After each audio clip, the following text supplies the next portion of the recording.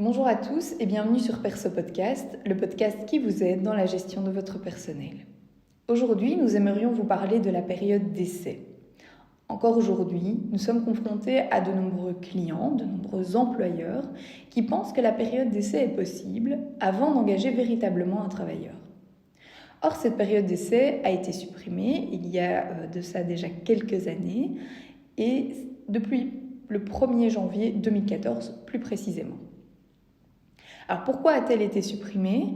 Pour la simple et bonne raison qu'en 2014, les délais de préavis dans le cadre de licenciement ou de démission ont été harmonisés pour les ouvriers et employés. Avant cette date, les délais étaient tout à fait différents en fonction de la qualité du travailleur. Depuis le 1er janvier 2014, peu importe que vous soyez ouvrier, employé, si vous démissionnez ou si vous êtes licencié, le délai de préavis qui devra être presté sera le même. Par conséquent, les ouvriers et employés vont être maintenant sur un pied d'égalité sur ce point.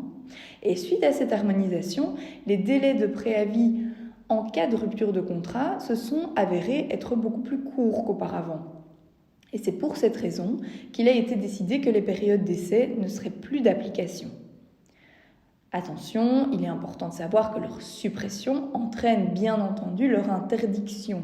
Il ne s'agit pas ici de se dire « Ah ben la clause d'essai ici n'est plus possible, mais je peux tout de même le faire si j'ai l'accord du travailleur ». Non, c'est interdit légalement. Vous ne pourrez en aucun cas mettre en place une telle clause. Si en tant qu'employeur, vous décidez tout de même de prévoir une clause d'essai dans le contrat, sachez qu'elle sera considérée comme nulle et sans aucune valeur.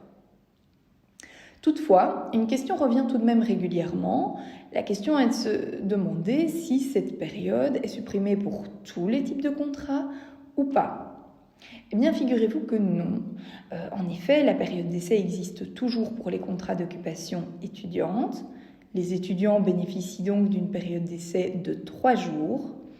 Et ainsi, si l'essai n'est pas concluant, l'employeur peut décider de rompre le contrat, et ce sans préavis ni indemnité durant ces 3 premiers jours.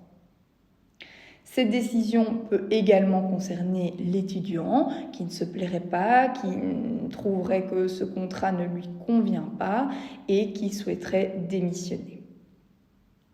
En outre, la période d'essai vaut également pour les contrats de travail intérimaires. Dans un tel contrat, les 3 premiers jours sont également considérés comme une période d'essai. Cependant, l'employeur et le travailleur temporaire conservent la possibilité de choisir soit qu'il n'y aura pas de période d'essai, ou alors de choisir de raccourcir ou encore d'allonger la période d'essai. Si la collaboration ne convient ni à l'un ni à l'autre, ils auront alors la possibilité de rompre le contrat durant cette période d'essai, et ce sans préavis ni indemnité. Vous vous demandez certainement comment faire pour tester les travailleurs. Alors sachez qu'il y a tout de même la possibilité de les tester avant engagement à l'aide d'un écrit par exemple, donc un petit entretien oral, un entretien écrit pour faire passer un espèce d'examen pour voir quelles sont leurs compétences. Il est possible aussi de voir le travailleur une journée, mais attention, il ne doit participer à rien. C'est-à-dire que le travailleur doit venir observer, voir si aussi de son côté ça pourrait lui convenir. C'est difficile de s'imaginer qu'on puisse tester un travailleur de la sorte étant donné qu'il ne peut pas participer, mais c'est déjà une première chose, voir comment ça pourrait se passer avec l'équipe, la personnalité du travailleur, etc. En attendant, si vous avez un doute sur la volonté et les compétences d'un travailleur, il est toujours possible de réaliser un contrat de quelques jours en se disant, voilà, on effectue un contrat à durée déterminée de quelques jours. Si jamais ça ne convient pas, alors ce contrat s'éteindra automatiquement et il n'y aura pas d'inquiétude. Toutefois, attention que si vous faites un contrat de quelques jours et qu'ensuite la personne convient, normalement vous serez obligé de prévoir un contrat à durée indéterminée, c'est-à-dire sans date de fin, à la suite de ce contrat de quelques jours. pour la simple et bonne raison que normalement, pour pouvoir prévoir des contrats à durée déterminée qui sont successifs, vous devez prévoir des contrats de minimum 3 mois. Donc un contrat qui durerait moins de 3 mois, s'il est renouvelé, sera d'office un CDI. Attention tout de même que si vous proposez donc un contrat à durée déterminée plus court et que vous souhaitez par la suite le prolonger, vous êtes donc, comme je viens de le dire, dans l'obligation de prévoir un contrat à durée indéterminée, mais il est parfois intéressant de proposer un contrat de 3 mois d'entrée de jeu pour savoir ce qu'il en est. Au pire du pire, vous restez pendant les 3 premiers mois avec cette personne. Sinon, le contrat s'éteint automatiquement au bout de 3 mois. Ou alors, vous pouvez encore le licencier, bien évidemment. Ça, on le verra dans un prochain podcast de manière un petit peu plus précise, parce que les règles de licenciement dans le cadre d'un contrat à durée déterminée sont plus compliquées que dans le cadre d'un contrat à durée indéterminée. Bien entendu, vous pouvez tout de même proposer un contrat à durée indéterminée dès l'engagement. Vous conservez la possibilité de licencier la personne durant les 3 premiers mois, moyennant un délai de préavis d'1 semaine. Ensuite, plus on avance, plus le délai de préavis, bien sûr, augmente. Il peut aller jusqu'à 5 semaines si la personne atteint une ancienneté de 6 mois. Attention, pourquoi j'insiste sur l'ancienneté de 6 mois ?